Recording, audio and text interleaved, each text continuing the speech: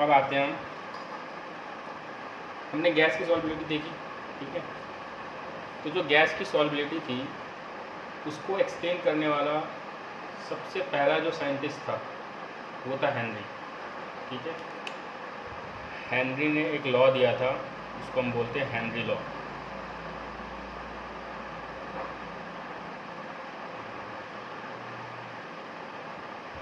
इस लॉ के अकॉर्डिंग लिख देता हूँ पहले मैं, it states that the partial pressure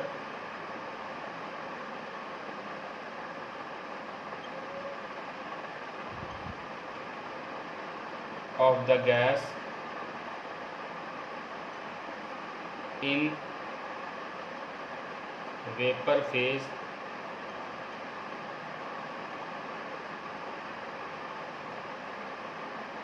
जो कि हमारा स्मॉल p है,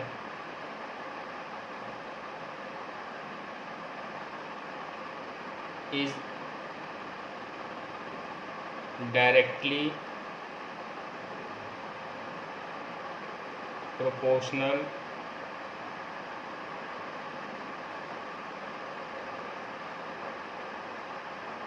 to the mole fraction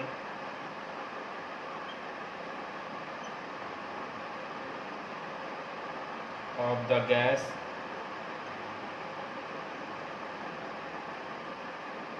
in the solution।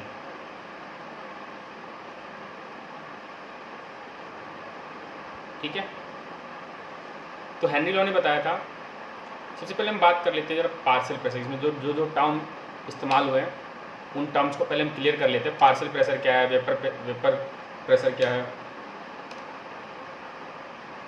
देखो, तो पार्शियल प्रेशर होता है the individual pressure exerted by the component. Suppose अगर मान लो मैंने इसके अंदर दो गैस भर दी, हाइड्रोजन गैस और ऑक्सीजन गैस, ठीक है, और ऊपर मैंने इसको बंद कर दिया और इधर मैंने कोई प्रेशर गेज लगाया जिस प्रेशर बता रहा होगा, ठीक है।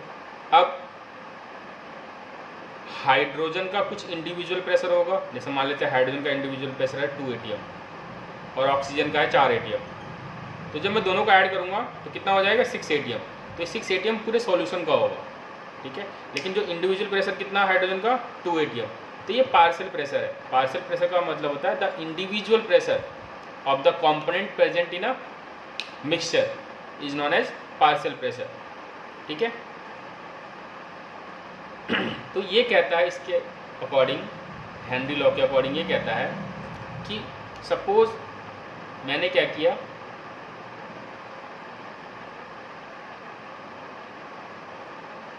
एक कोई कंटेनर लिया, ठीक है, और ये रहा लिक्विड।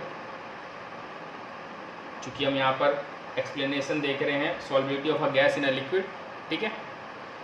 तो लिक्विड ले लिया हमने और ऊपर हमने ऐसे कंटेनर से इसको बंद कर दिया, ऊपर से बंद है, ठीक है। और इसके अंदर गैस था, ठीक है, इसके अंदर गैस था। और इसके अंदर कितना गैस था, इसके अंदर गैस था, मान लेते हैं CO2 था लगभग 100 ग्राम, ठीक है।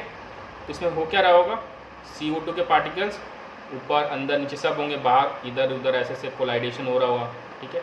पार्टिकल्स अंदर जा रहे होंगे, फिर अंदर के पार्टिकल्स बाहर आ रहे होंगे, ऐसे करके चल रहा होगा, ठीक है। अब मैंने इसी सॉल्यूशन में क्या किया, इसी बंद कंटेनर में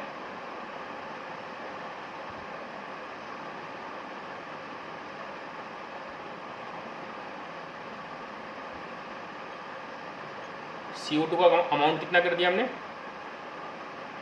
200 ग्राम, ठीक है। CO2 का अमाउंट हमने 200 ग्राम कर दिया।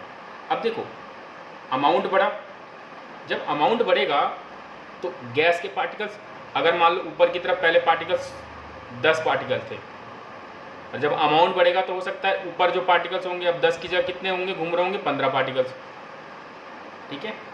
और प्रेशर कौन लगाता है, जो पार्टिकल्स वेपर फॉर्म में होंगे, जो पार्टिकल्स अंदर होंगे वो तो लगाएंगे नहीं, ठीक है ना। जो वेपर के फॉर्म में ऊपर मौजूद होंगे वो प्रेशर लगाएंगे, ठीक है।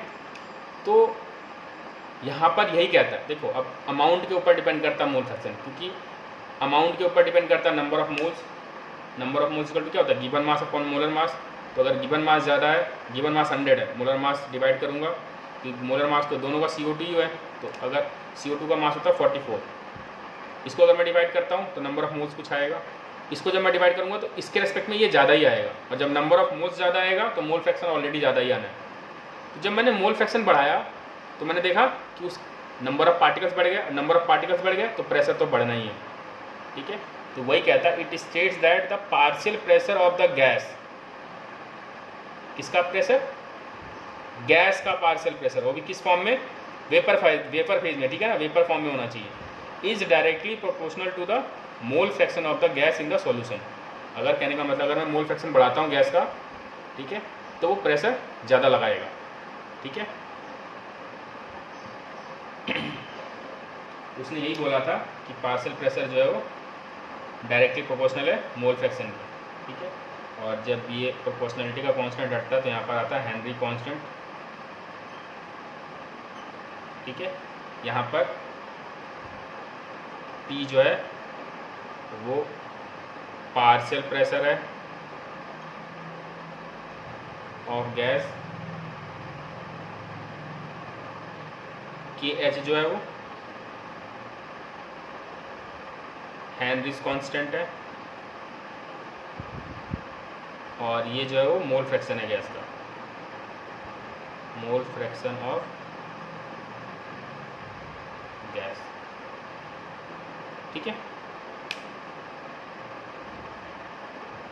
अब जो यहाँ पर हेनरी कांस्टेंट का जो आया है ये KH, इसका सिग्निफिकेंट जानते हैं। सिग्निफिकेंट मतलब कैसे KH की वैल्यू डिपेंड करेगी। ठीक है, ये आता भी है 2 नंबर दिखता भी है कि write down the significance of Henry's constant. ठीक है, significance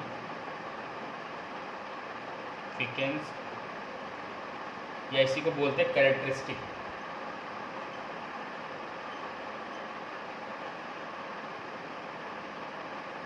of Henry's constant.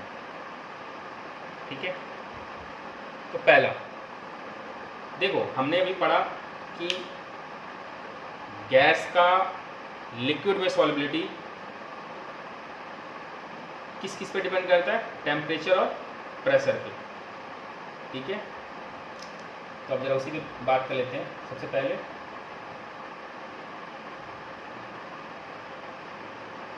Higher the value of KH at given pressure,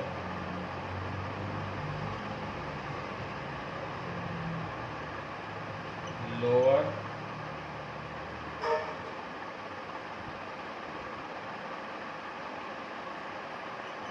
the solubility of the gas। ठीक है, अब इसका जरा मतलब समझते हैं। देखो हमने भी फॉर्मूला पढ़ा, क्या था formula, partial pressure is equal to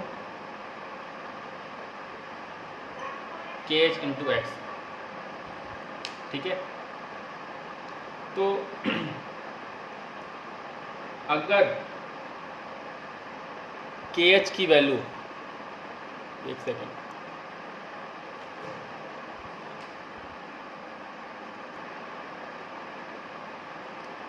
तो इसको समझने के लिए कि हम जरा एग्जांपल समझते हैं। ठीक है, कि higher the value of KH at given pressure lower the solubility. अगर KH की वैल्यू बढ़ती है तो सॉल्युबिलिटी कम होगी। कैसे, तो सपोज मान लो प्रेशर को मैं फिक्स कर लेता हूँ 6। ठीक है, अब अगर ये 3 है तो ये कितना होगा 2, तभी 2 इंटू 3 6 आएगा, वापस वही 6। अगर मैं KH के लिए बढ़ाता हूँ तो मोल फ्रैक्शन ऑलरेडी कम होगा, 3 इंटू 2 हो जाएगा, तो अब आप देखो मोल फ्रैक्शन कम हो गया, और हमने पढ़ा है कि मोल फ्रैक्शन जब कम होगा किसी कंपोनेंट का तो उसकी सॉल्युबिलिटी क्या होगी, कम होगी। ठीक है, इसीलिए KH की वैल्यू हाइयर होगी तो याद रखना हमेशा उस गैस का लिक्विड में सॉल्युबिलिटी कम होगा, यानी उस गैस की सॉल्युबिलिटी कम होगी। KH की वैल्यू बढ़ने पर गैस की सॉल्युबिलिटी कम होती है। ठीक है, अब आते हैं दूसरे पॉइंट पे, value of KH increases with increase in temperature। ठीक है, टेम्परेचर बढ़ाने पर KH की वैल्यू बढ़ रही है। अभी हमने जस्ट देखा कि KH की वैल्यू जब इंक्रीज कर रही थी तो गैस की सॉल्युबिलिटी क्या हो रही थी, डिक्रीज कर रही थी। ठीक है ना, और गैस की सॉल्युबिलिटी टेम्परेचर पे भी डिपेंड करता है। अगर जब हम टेम्परेचर इंक्रीज करें तब भी गैस की सॉल्युबिलिटी क्या होती है, डिक्रीज होती है। तो आप गैस की सॉल्युबिलिटी की जगह टेम्परेचर ले सकते हो, अगर टेम्परेचर को हम बढ़ाएंगे तब भी KH इंक्रीज होगा। ठीक है, समझ में आया? मैं दोबारा समझा रहा हूँ। हमने देखा कि KH की वैल्यू जब बढ़ रही है तो गैस की सॉल्युबिलिटी कम हो रही है। क्यों? क्योंकि मोल फ्रैक्शन कम हो जा रहा है। ठीक है, अब मोल फ्रैक्शन कम होने के कारण गैस की सॉल्युबिलिटी कम हो रही है, और गैस की सॉल्युबिलिटी टेम्परेचर पे भी डिपेंडेंट थी। जब हम टेम्परेचर बढ़ाते हैं तो गैस की सॉल्युबिलिटी कम होती है, यानी टेम्परेचर इंक्रीज करने पर KH की वैल्यू क्या होगी, इंक्रीज होगी। ठीक है, इसीलिए जो एक्वाटिक स्पीसीज होती हैं वो ठंडे पानी में रहती हैं। ठीक है, ठंडे पानी में ज़्यादा कंफर्टेबल होगा, क्योंकि ठंडे पानी के अंदर ऑक्सीजन ज़्यादा डिजॉल्व होगा, टेम्परेचर कम है तो ऑक्सीजन ज़्यादा से ज़्यादा डिजॉल्व होगा। ठीक है, और KH की वैल्यू क्या होगी, बहुत कम होगी। ठीक है, तीसरा मैं लिख देता हूँ मैं, aquatic species are more comfortable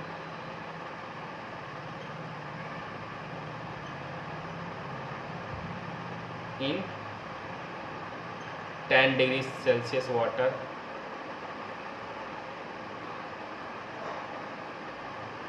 rather than hot water। तीसरा पॉइंट, जितनी भी गैसेस होती हैं सबकी सॉल्युबिलिटी अलग अलग होती है। क्योंकि आपने देखा होगा कोई गैस डिजॉल्व होता है, कोई गैस नहीं डिजॉल्व होता है। जैसे ऑक्सीजन डिजॉल्व हो जाता है, हाइड्रोजन वाटर में डिजॉल्व नहीं होता है। ठीक है, यानी उनकी सॉल्युबिलिटी किस, क्योंकि मोल फ्रैक्शन पे हमने देखा कि अभी मोल फ्रैक्शन पे डिपेंडेंट है पार्शियल प्रेशर। पार्शियल प्रेशर जो बेसिकली किस पे डिपेंडेंट है, मोल फ्रैक्शन पे। तो मैंने अगर 2 मोल फ्रैक्शन हमने ले लिया, 2 मोल 0.9 मोल फ्रैक्शन ले लिया हमने हाइड्रोजन का और 0.9 ऑक्सीजन का, इस हिसाब से तो दोनों की सॉल्युबिलिटी बराबर होनी चाहिए। ठीक है, लेकिन नहीं, ऐसा नहीं है। ये ज़्यादा डिजॉल्व होता है, ये डिजॉल्व नहीं होता, बहुत लेस डिजॉल्व होगा, बहुत लेस अमाउंट में सॉल्युबिलिटी दिखाएगा। ठीक है, तो इसका मतलब कोई ना कोई तो फैक्टर है जो उसको करेक्ट कर रहा है। तो यहाँ पर वो फैक्टर है KH, क्योंकि पार्शियल प्रेशर जो आप निकाल रहे हो KH × X निकाल रहे हो। इसका मतलब KH की वैल्यू दोनों के लिए अलग अलग है। ठीक है, इसके लिए फेवर में है, इसके लिए नॉन फेवर में। फेवर का मतलब इसके साथ मल्टीप्लाई में होगा, इसके साथ डिवाइड में होगा, तभी वो कम कर रहा होगा उसको। ठीक है ना, तो लिखेंगे different gases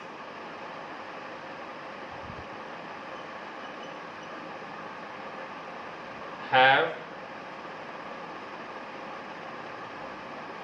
different KH value. ठीक है, तो ये सिग्निफिकेंस हो गया हमारा। अब सिग्निफिकेंस के बाद बात करते हैं लिमिटेशन की। ठीक है, हेनरी लॉ की लिमिटेशन क्या है?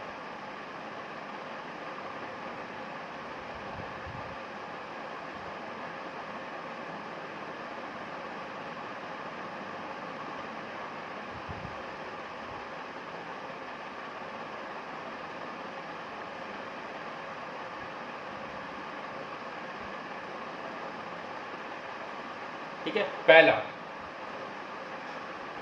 जो गैस होना चाहिए वो आइडियल गैस होना चाहिए। आइडियल गैस का मतलब, अगर आप आइडियल गैस नहीं लिखना चाहते हो तो ये बेसिकली जो है ना, लो प्रेशर और हाई टेम्परेचर पे, ठीक है, जब भी प्रेशर लो होगा और टेम्परेचर हाई होगा तभी हेनरी लॉ एप्लीकेबल है, ठीक है। तो यहाँ पे लिख देता हूँ मैं,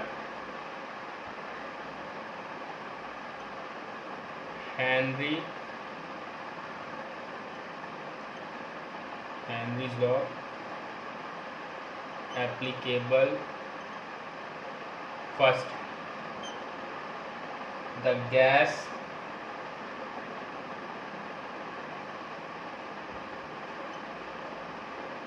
should be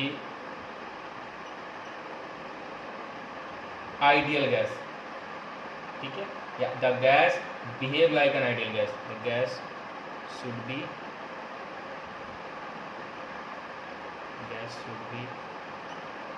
ideal gas।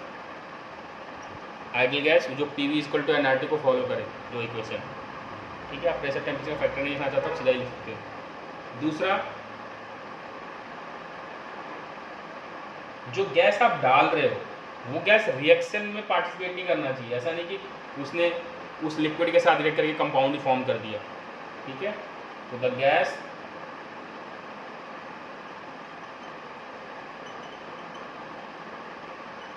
Should not undergo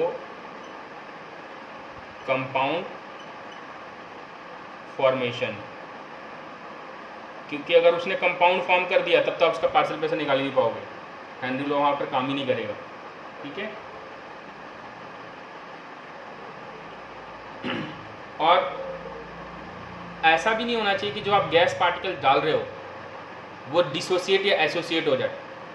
dissociate मतलब जैसे आपने H2 और O2 गैस डाला और वो अंदर जाके, ऐसा नहीं कि H2O2 मिलके दोनों कंबाइन हो जाए, H2O2 बन जाए, ठीक है। तो वहाँ पर भी हेनरी लॉ एप्लीकेबल नहीं होगा। कहने का मतलब एसोसिएशन नहीं होना चाहिए गैस पार्टिकल्स का, जैसे H2 और O2 मिलके H2O2 नहीं बनना चाहिए, मतलब A पार्टिकल्स और B पार्टिकल्स मिलके AB नहीं बन जाना चाहिए जाके, ठीक है। रिएक्ट नहीं करना, बस आपस में कंबाइन हुए, जस्ट एक फोर्स से अट्रैक्ट हो गया हूँ। और टूटना भी नहीं चाहिए, डिसोसिएशन भी नहीं होना चाहिए। ऐसा नहीं कि आपने A डाला और वो BC में टूट गया। कहने का मतलब आपने CO2 गैस डाला और वो कार्बन और ऑक्सीजन में टूट गया, तब भी ऐसा नहीं होगा, ठीक है ना। तो एक तो गैस आइडियल गैस होनी चाहिए, दूसरा गैस कंपाउंड फॉर्मेशन नहीं करना चाहिए, या उसको दूसरे सेंस में कह लो एसोसिएशन और डिसोसिएशन में नहीं जाना चाहिए, ठीक है ना। तीसरा, लिक्विड सॉल्यूशन जो बना है शुड बी डाइल्यूटेड, ठीक है, क्योंकि अगर उसकी कंसंट्रेशन ज़्यादा हो जाएगी गैस की, डाइल्यूटेड का मतलब गैस की कंसंट्रेशन कम है, ठीक है ना।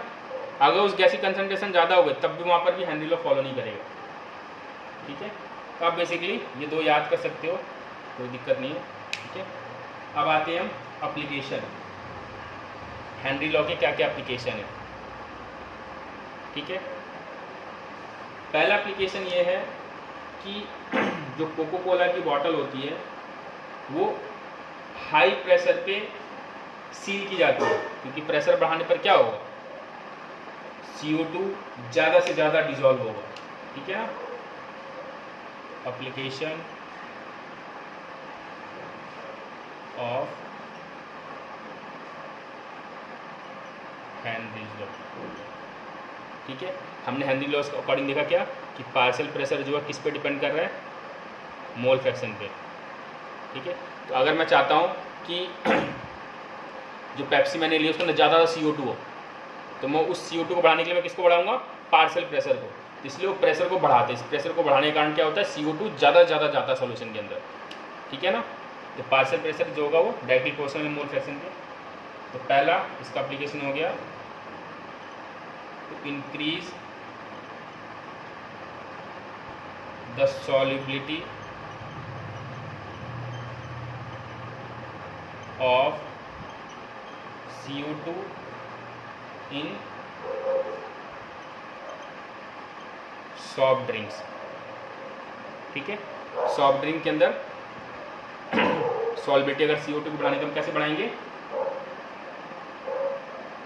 The bottle is seal under the high pressure. ठीक है ना, to increase the solubility of CO2 in soft drink the bottle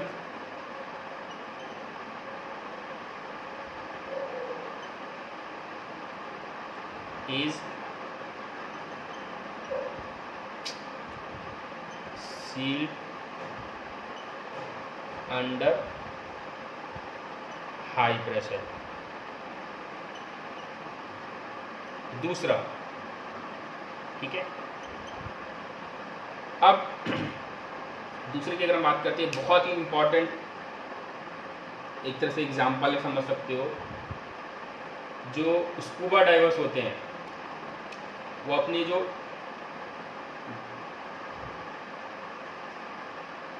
ये टैंक है, ठीक है ना, सबसे पहली चीज प्योर ऑक्सीजन का एक टैंक है और एक टैंक है जिसमें हमने ऑक्सीजन के साथ गैसेस मिलाए हैं कुछ अमाउंट में।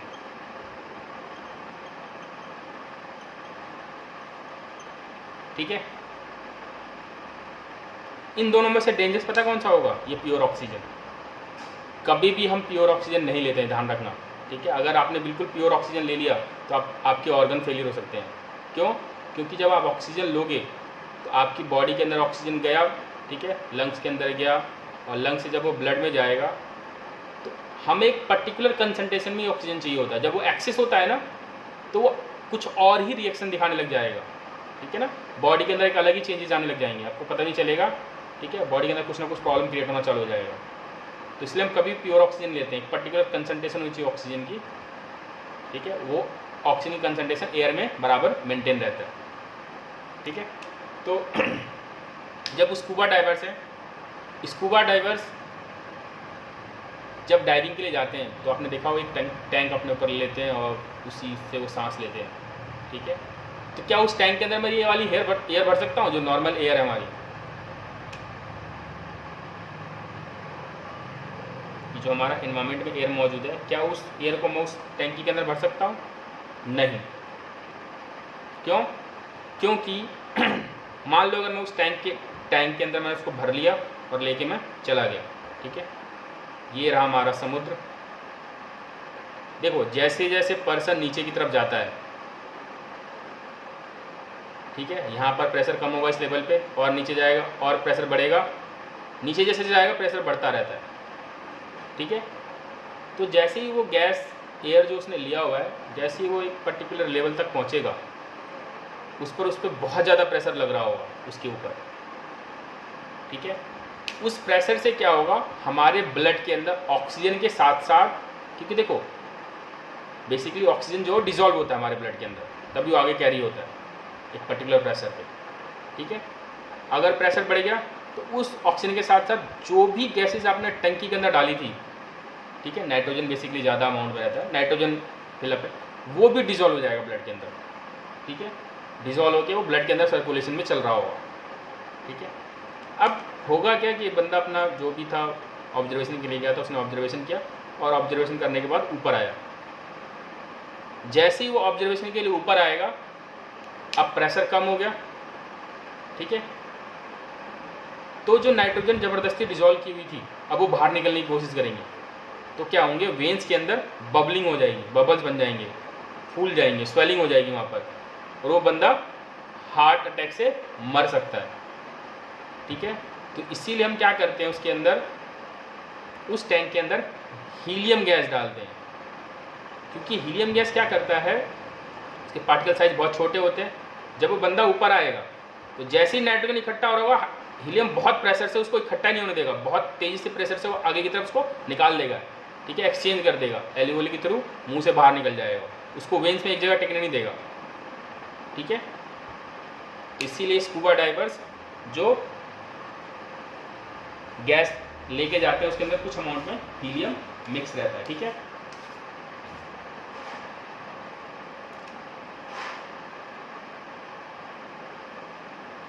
अब बात करते हैं सेम हाई एल्टीट्यूड के, अगर मान लो कोई बंदा बहुत ही ऊंचे इलाके में जाता है, पहाड़ चढ़ रहा है, तो वहाँ पर प्रेशर क्या होगा, कम होगा। अब प्रेशर कम होगा तो ऑक्सीजन तो लेगा, लेकिन वो ब्लड के अंदर डिजॉल्व ही नहीं होगा। ठीक है, ब्लड के अंदर डिजॉल्व नहीं होगा, जैसे समझ लो ब्लड के साथ गया वो और फिर सर्कुलेशन में ब्लड के साथ ही बाहर आ गया। ठीक है, ब्लड के अंदर सेल्स के अंदर गया ही नहीं वो। ठीक है, क्योंकि एक प्रेशर होता है, उसी कारण सेल के अंदर वो एंटर करता है ऑक्सीजन। ठीक है, फिर वो रिएक्शन में पार्टिसिपेट करता है। तो जब प्रेशर नहीं होगा तो ऑक्सीजन वापस निकल जाएगा, मतलब सांस तो ले रहा है वो, ऑक्सीजन जा भी रहा है, लेकिन ब्लड के अंदर डिजॉल्व नहीं होने के कारण सेल तक नहीं पहुंच रहा, उसको एनर्जी नहीं मिलेगी। तो क्या, जब एनर्जी नहीं मिलेगी तो एक डिजीज जो आती है उसको वीकनेस होने लग जाएगी, इसको बोलते हैं एनॉक्सिया। ठीक है, तो ये हमारे सारे एप्लीकेशंस थे हेनरी लॉ के। ठीक है, 3 एप्लीकेशन हमने देख लिए, कोल्ड ड्रिंक और स्कूबा डाइवर्स वाला, और ये हाई एल्टीट्यूड पे जब जाता है। मैं दोबारा बोल देता हूँ, at high altitude the partial pressure of oxygen is less than eight ground level. This leads to low the concentration of oxygen in the blood and tissue of people living at high altitude or climbers. Low blood oxygen causes climbers to become weak and unable to think clearly. इस symptoms को बोलते हैं anoxia. This symptoms is known as anoxia. ठीक है, तो ये Henry law के applications थे।